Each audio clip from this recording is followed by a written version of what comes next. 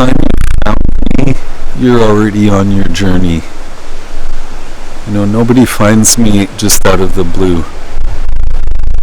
The things I talk about and the words I use and maybe even the way I look is just too off-putting to somebody who's incredibly conventional or something, probably. So by the time you found me and you've come here, you're already struggling. You're already struggling with not believing in our society and not believing in our culture. So I know this for a fact. I've been doing these workshops for 35 years or whatever, so I know that's true for sure. I occasionally have people from conventional backgrounds, like military. I had people, a person here from Monsanto actually, used to work for Monsanto. And but again, they're all people who are turning away from that. They're all people who are interested in finding out a different way, another way of doing things. And with the school, what I see in particular is coming back, you get to keep asking those same questions that weren't maybe made clear. As you're probably starting to gather, I say a lot, and I kind of pile it all in pretty quickly. And unless you're really with me, there's a lot that's just going to go right by you. And so this is what I see is, it's like when people come here, I don't know if you know this grafting. Do you know what grafting is? It's where you take one branch from a tree and you put it on another tree.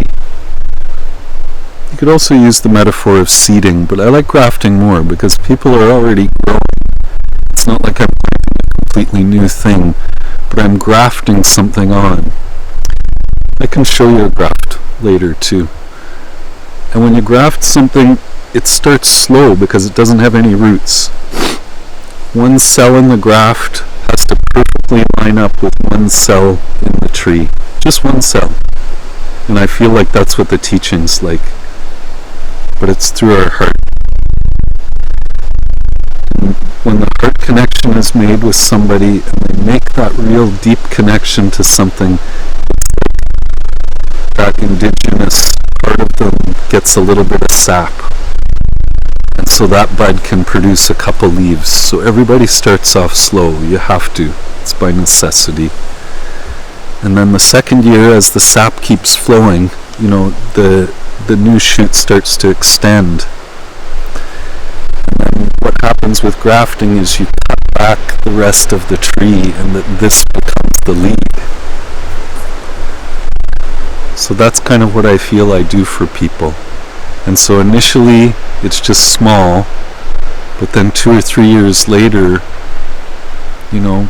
people write me a letter or they come here to say, like, you changed my life. You changed everything. You changed the direction of how I see things and the direction I was going. Thank you so much. And for me, of course, I'm always, it's a bigger thing that's being facilitated through me, so I can't take any real credit for it. It's just part of that conscience and bringing that consciousness back to people.